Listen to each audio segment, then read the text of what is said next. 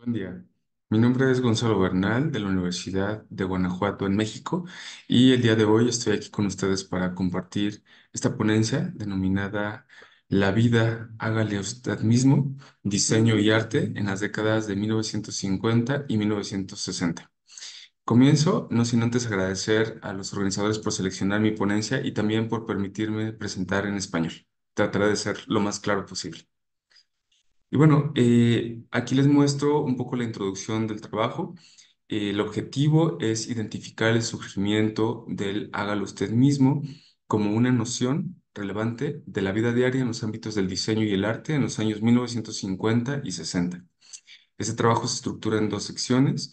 En la primera veremos los inicios del diseño hágalo usted mismo en el periodo mencionado desde la óptica de los autores Lickman y Jackson. En la segunda sección hablaremos sobre los orígenes del arte, hágalo usted mismo, en el mismo periodo, desde la óptica de Deseos y Kalirman. Y finalmente las conclusiones.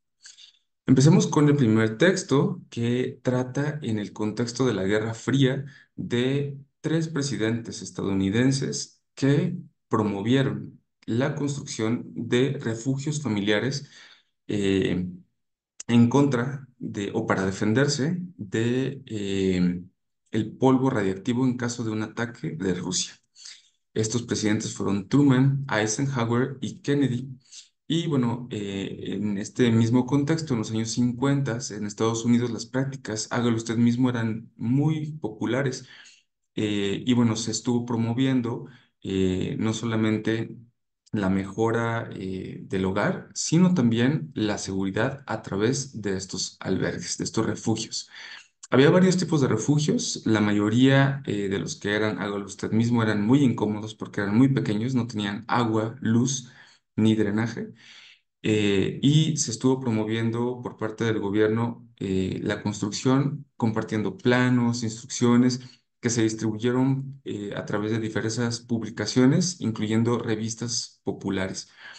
Finalmente, no fue un proyecto muy exitoso porque los refugios fueron construidos solamente por un 3% de la población estadounidense. Vamos al segundo caso, que es relacionado con, en esta ocasión, el descanso o el ocio.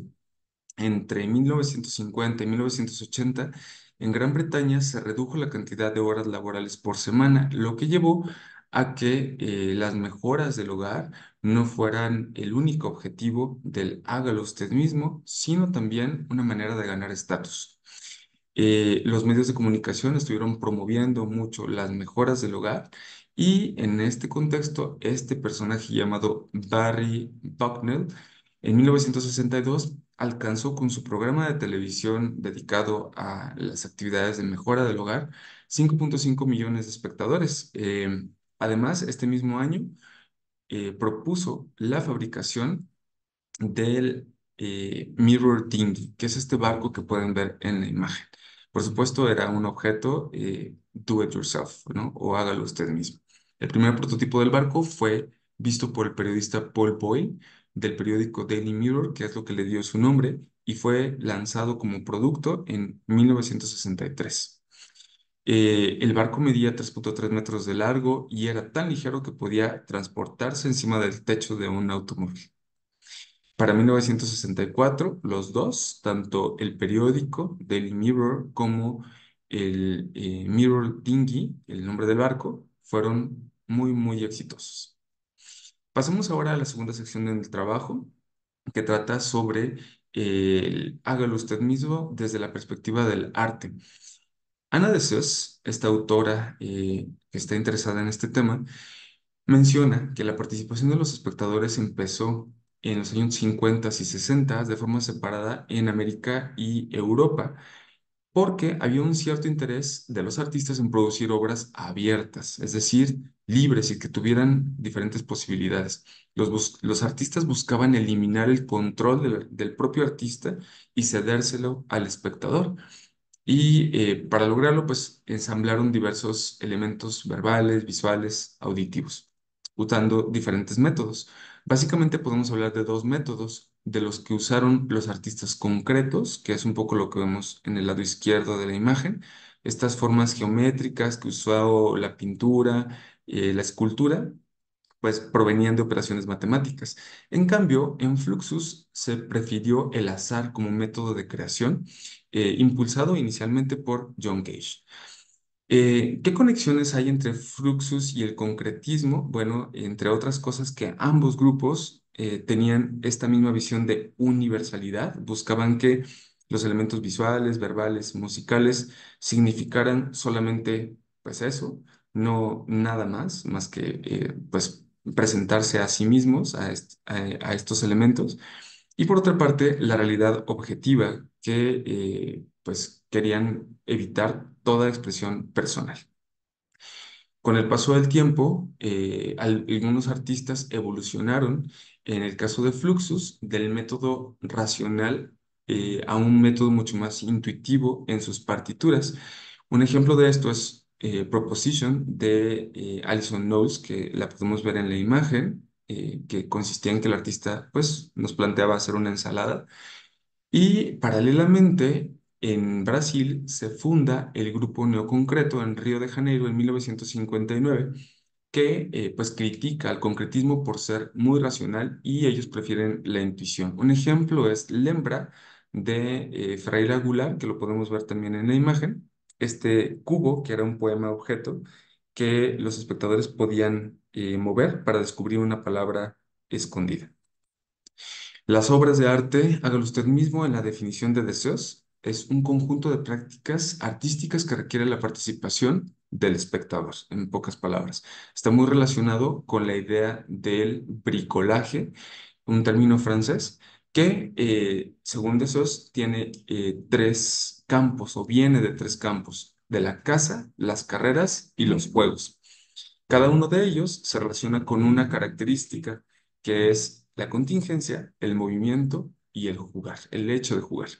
Estas tres características están presentes en las obras Fluxus y en las neoconcretas. Lo tienen en común y es lo que las distingue precisamente de otras obras participativas de este periodo histórico. Por ejemplo, en el caso de la contingencia, Deleuze nos propone los ensamblajes de los bricoleurs como un ejemplo. En el caso del movimiento, nos propone dichos, estas series de esculturas hechas por Clark que consistían en objetos metálicos que tenían bisagras y que los espectadores podían mover de acuerdo a su decisión.